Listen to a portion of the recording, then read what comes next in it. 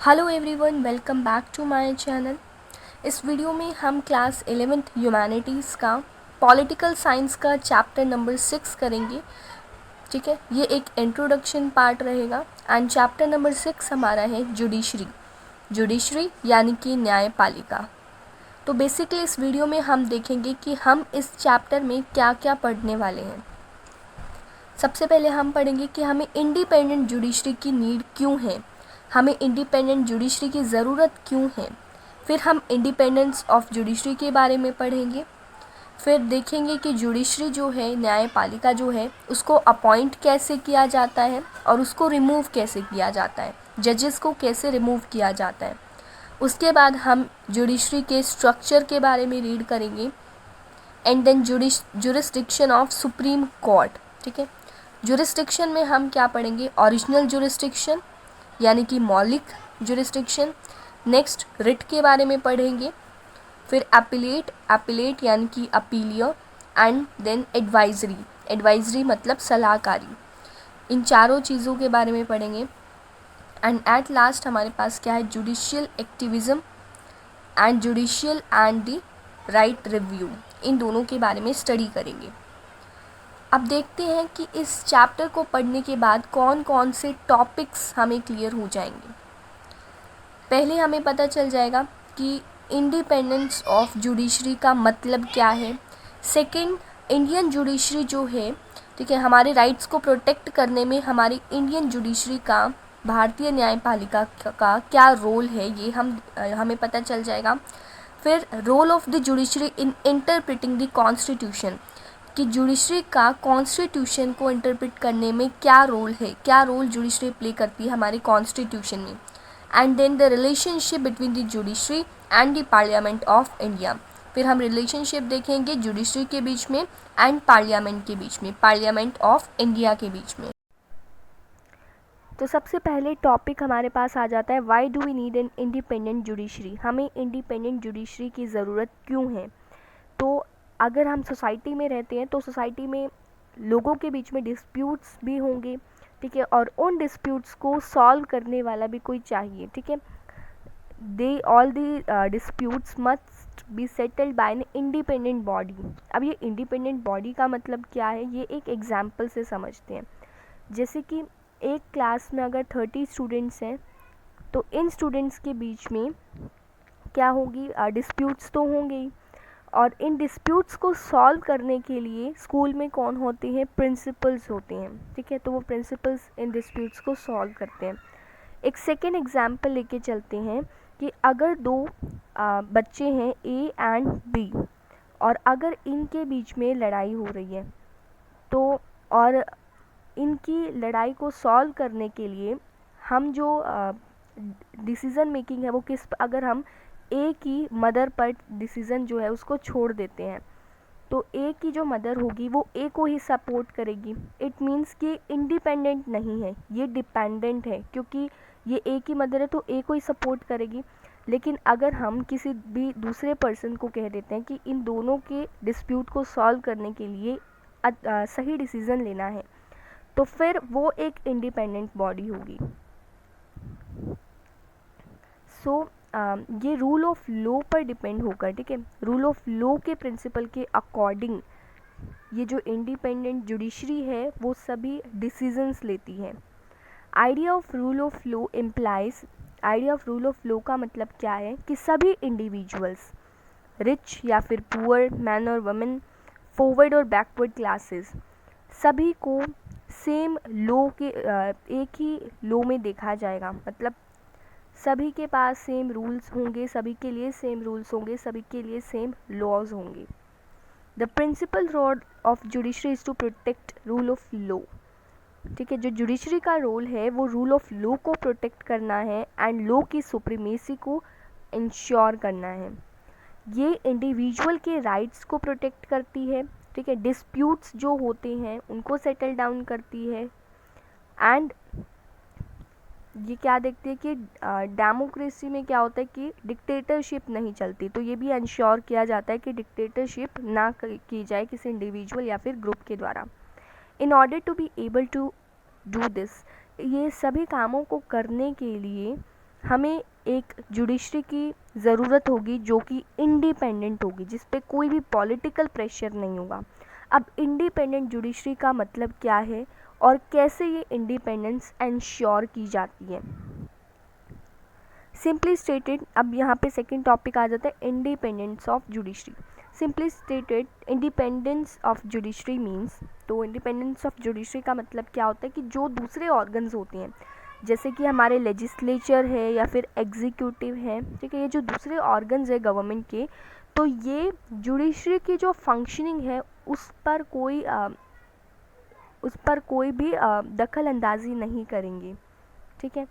तो इनका उस चीज़ में कोई भी रोल नहीं होगा, जुडिशरी की फंक्शनिंग में इनका एग्जीक्यूटिव का और लेजिस्लेचर का कोई भी रोल नहीं होगा, वरना जो जुडिशरी है वो जस्टिस नहीं कर पाएगी।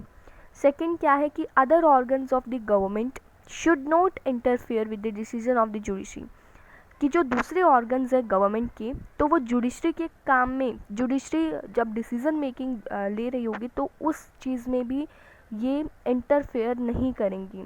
ये जो दूसरे ऑर्गन्स हैं इनकी इंटरफेरेंस इसमें नहीं होनी चाहिए। थर्ड है जजेस must be able to perform this functions without fear और फेवर। जजेस जो है बिना डरे ये फंक्शंस को परफॉर्म करें। अब ये तीनों चीज़ें कैसे इंश्योर की जाएंगी कि जुडिशरी बिना डर के काम करें, ठीक है, तो ये कैसे देखा जाएगा। Independence of the judiciary does not imply arbitrariness और एब्सेंस ऑफ अकाउंटेबिलिटी। लेकिन इतनी सारी चीज़ें जुडिशरी को मिल रही है कि जुडिशरी में कोई भी इंटरफेयर नहीं कर सकता है, जुडिशरी को किसी चीज़ का डर नहीं होना चाहिए। इसका मतलब ये नहीं है कि जुडिशरी गलत डिसीज़न ले ले या फिर किसी दूसरे के फेवर में डिसीज़न ले ले, इसका मतलब ये नहीं है। इस चीज़ को इंश्योर करने के लिए भी कुछ मेजर्स अडॉप्ट किए गए हैं। Judiciary is a part of democratic political structure of the country, it is therefore accountable to the constitution. अब जैसे कि लेजिस्लेचर, एग्जीक्यूटिव और जुडिशरी होते हैं, तो लेजिस्लेचर और एग्जीक्यूटिव तो ये दोनों तो एक दूसरे की फंक्शनिंग को चेक कर लेते हैं, लेकिन जुडिशरी का क्या जुडिशरी किसी भी चीज़ के लिए अकाउंटेबल नहीं होंगी।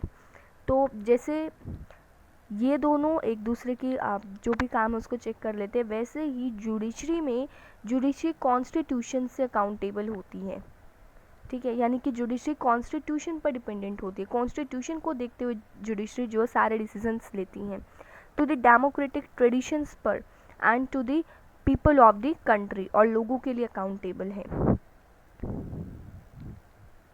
How can the independence of judiciary be provided and protected. अब ये इंडिपेंडेंस जो जुडिशरी को इतनी इंडिपेंडेंस मिल रही है, तो ये कैसे प्रोवाइड की गई और कैसे प्रोटेक्ट की जाती है। इंडियन कॉन्स्टिट्यूशन ने इंश्योर किया इंडिपेंडेंस ऑफ जुडिशरी को through a number of measures. मतलब ऐसे इंडिपेंडेंस, जुडिशरी को इंडिपेंडेंस दिलाने के लिए, मतलब इंडिपेंडेंट बनाने के लिए जुडिशरी को बहुत सारी मेजर्स को एडॉप्ट किया गया है। जैसे कि लेजिस्लेचर जो है, जैसे जब जजेस की अपॉइंटमेंट होगी तो लेजिस्लेचर, इसमें कोई इंटरफेरेंस लेजिस्लेचर की नहीं होगी। लेजिस्लेचर इनकी अपॉइंटमेंट में कोई भी इंटरफेरेंस नहीं कर सकते हैं।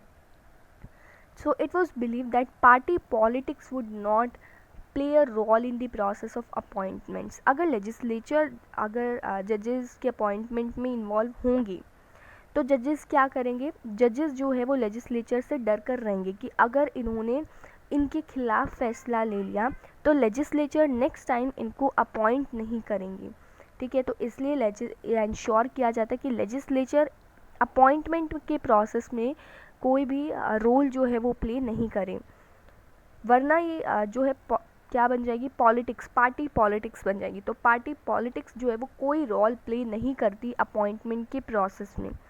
In order to be appointed as a जज, अगर अब देखते हैं कि कौन अपॉइंट किया जाता है, who can be appointed as जज, कौन जज के लिए अपॉइंट किए जा सकते हैं। In order to be appointed as a जज a person must have an experience as a lawyer, कि जो भी पर्सन अगर जज बनना चाहता है, अपॉइंट होना चाहता है, तो उसे लॉयर का एक्सपीरियंस होना चाहिए। Must be well versed in law, उन्हें लॉ की सारी जानकारी होनी चाहिए। Political opinions of the person और his or her political loyalty should not be the criteria for appointments to judiciary. ठीक है, जो पॉलिटिकल ओपिनियंस होंगे पर्सन के, उसकी पॉलिटिकल लॉयलिटी के, तो वो जुडिशरी की अपॉइंटमेंट के लिए कोई क्राइटेरिया नहीं होना चाहिए. देखिए, अगर लॉयर के लिए किसी को अपॉइंट होना है तो उसे लॉयर का एक्सपीरियंस होना चाहिए. ठीक है, 10 ईयर्स का हाई कोर्ट में उसे एक्सपीरियंस होना चाहिए. ठीक है, एज अ लॉयर 10 ईयर्स का एक्सपीरियंस होना चाहिए. ठीक है, एंड एज अ जज हाई कोर्ट में 5 ईयर्स का, एज अ जज 5 ईयर्स का क्या होना चाहिए, एक्सपीरियंस होना चाहिए. ठीक है, अब नेक्स्ट देखते हैं. द जजेस हैव अ फिक्स्ड टेन्योर. जजेस के पास फिक्स टेन्योर होता है. फिक्स टेन्योर का मतलब होता है कि जजेस परमानेंट होते हैं. ठीक है, मतलब इनकी एक फिक्स एज होती है कि ये तब तक काम करते रहेंगे और उसके बाद वो रिटायर हो जाएंगे. जैसे कि 65 ईयर्स जो है इनको दिए जाते हैं. 65 ईयर्स के इनको 65 ईयर्स तक कोई डर नहीं होता कि हमें कोई हटा सकता है. हालांकि इनको रिमूव भी किया जा सकता है, पर इनको रिमूव करने के लिए एक बहुत ही मुश्किल प्रोसेस फॉलो किया जाता है. तो इनके पास फिक्स टेन्योर होता है. ठीक है, 65 ईयर्स तक इनको कोई डर नहीं होता है हटने का. ठीक है, उसके बाद ये इनको अपने आप ही ये रिमूव हो जाते हैं. And they hold office till reaching the age of retirement. ठीक है, 65 की एज के बाद ये रिटायर्ड हो जाते हैं. And only in exceptional cases, सिर्फ एक्सेप्शनल केसेस पर ही जजेस को रिमूव किया जाता है. ठीक है, they have security of tenure, लेकिन उनको टेन्योर की पूरी सिक्योरिटी होती है. ठीक है, security of tenure ensures that जजेस could function without fear of or favour. Security of tenure का मतलब क्या है कि जजेस जो हैं वो अपना जो भी काम है वो कर सकते हैं बिना डरे, बिना किसी फेवर के. Constitution prescribes a very difficult procedure for removal of जजेस. ठीक है, कॉन्स्टिट्यूशन जो है जजेस के रिमूवल के लिए एक बहुत ही डिफ़िकल्ट प्रोसेस को, प्रोसीजर को फॉलो करता है. एंड कॉन्स्टिट्यूशन मेकर्स जो है वो बिलीव करते थे कि डिफ़िकल्ट प्रोसीजर जो होगा अगर जजेस को रिमूव करने का, तो ये सिक्योरिटी प्रोवाइड करेगा ऑफिस की to the members of judiciary. अगर जुडिशरी जो है किसी से भी, जैसे लेजिस्लेचर वगैरह के कंट्रोल में होगी या फिर किसी के भी कंट्रोल में होगी, तो ये इंश्योर किया जाता है कि जो जजेस है वो बिना डरे काम करें, बिना फेवर के काम करें. ठीक है, अगर वो डर कर काम करेंगे तो वो सही डिसीजन ले ही नहीं पाएंगे. Judiciary is not financially dependent on either the executive और लेजिस्लेचर. फाइनेंशियली भी जुडिशरी एग्जीक्यूटिव या फिर लेजिस्लेचर पर डिपेंड नहीं होती. ठीक है, ये कंसोलिडेटेड फंड ऑफ इंडिया पे चार्ज की जाती है. The Constitution provides that the salaries and allowance of the judges are not subjected to the approval of the legislature. कि जो सैलरीज और अलाउंस होते हैं जजेस की, तो ये लेजिस्लेचर इनको अप्रूवल नहीं देता है. अगर लेजिस्लेचर इनको अप्रूवल देगा तो फिर ये लेजिस्लेचर से फिर से डर कर रहेंगे. The actions and decisions of the judges are immune from personal criticism. और जो एक्शंस होते हैं, जो भी डिसीजंस होते हैं, ठीक है, जजेस के, तो वो इम्यून फ्रॉम पर्सनल क्रिटिसिज्म का मतलब क्या है कि वो इंडिपेंडेंट होते हैं सारे डिसीजंस को लेने में. The judiciary has power to penalise those who are found guilty of contempt of court. अगर कोई भी एक्शन या फिर डिसीजन जजेस ने लिया है और वो डिसीज़न लेने के बाद अगर कोई भी उन पर सवाल उठाता है, तो जजेस जो है वो पेनल्टी लगा सकते हैं. ठीक है, कॉन्टेम्प्ट ऑफ कोर्ट के बेसिस पर उन पर कॉन्टेम्प्ट ऑफ कोर्ट लगा दिया जा सकता है. This authority of the court is seen as an effective protection to the जजेस. अब ये अथॉरिटी, ये पावर जो है, ये क्या दिखाती है, इफेक्टिव प्रोटेक्शन, कि जजेस के पास पूरी सिक्योरिटी है, पूरी प्रोटेक्शन है अनफेयर क्रिटिसिज्म के against. Parliament can not discuss the conduct of the जजेस except when the proceeding to remove a जज इज बीइंग कैरिड आउट.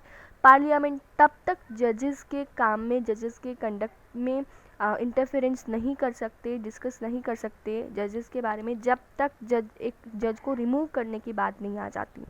मतलब जज को रिमूव करने के अलावा पार्लियामेंट के पास कोई अथॉरिटी नहीं है कि वो जजेस के कंडक्ट के बारे में कोई भी डिस्कस करे, डिसीजन ले। This gives the judiciary independence to adjudicate without fear of being criticised. ये जुडिशरी को एक इंडिपेंडेंस प्रोवाइड करा देती है। सो ये हम क्या कह सकते हैं कि ये जो थी फीचर्स थे जुडिशरी के, फीचर्स और पावर ऑफ जुडिशरी हमने यहाँ पर पढ़ा है। ठीक है, यहाँ से क्या था, फीचर्स और पावर्स के बारे में हमने पढ़ा, फीचर्स और पावर्स के बारे में पढ़ा जुडिशरी के। और सो नेक्स्ट वीडियो में हम अपॉइंटमेंट ऑफ जजेस का टॉपिक कवर करेंगे। यहाँ पर हमने 2 टॉपिक्स कवर कर लिए, why do we need an independent judiciary and इसी में independence of judiciary. So please like, subscribe and share my channel. Thank you.